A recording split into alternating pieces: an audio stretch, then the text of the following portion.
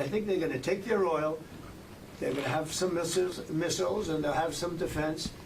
I think they've had it. I mean, they just went through hell. I think they've had it. The last thing they want to do is enrich. They've been trying to do it. By the way, it's hard to enrich. And, you know, when you look at a site like that, very, very hard to build.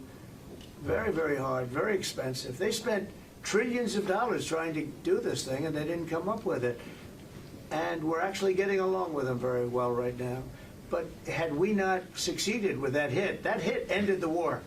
That hit ended the war. I don't want to use an example of Hiroshima.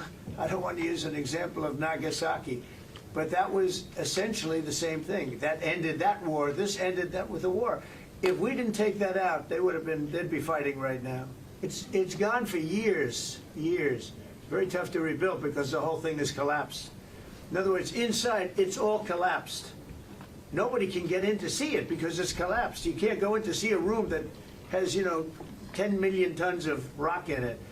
And the tunnels are totally collapsed. But they rebuilt. Well, they've already looked at the tunnels. This was an unbelievable hit by genius pilots and genius people in the military, and they're not being given credit for it because we have scum that's in this group, and not all of you are. You have some great reporters, but you have scum. CNN is scum. MSDNC is scum. The New York Times is scum. They're bad people. They're sick. And what they've done is they're trying to make this unbelievable victory into something less. Now, even they admit that it was hit very hard, okay? But it wasn't hit hard. It was hit brutally, and it knocked it out. The original word that I use, I guess it got us in trouble because it's a strong word. It was obliteration. And you'll see that.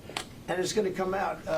Israel is doing a report on it now, I understand.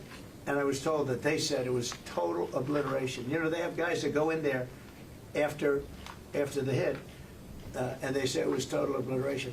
And, I don't want it for me. I want it for the pilots. I want it for the military. They did such a good job. If you were in the Situation Room with me, with the generals and all of the people that did such a good job, and then they get demeaned by these idiots at CNN who can't get ratings, the place is dying, nobody wants to even waste their time going on their shows. So they form with the New York Times, who's dying also. Without Trump, you wouldn't have a New York Times.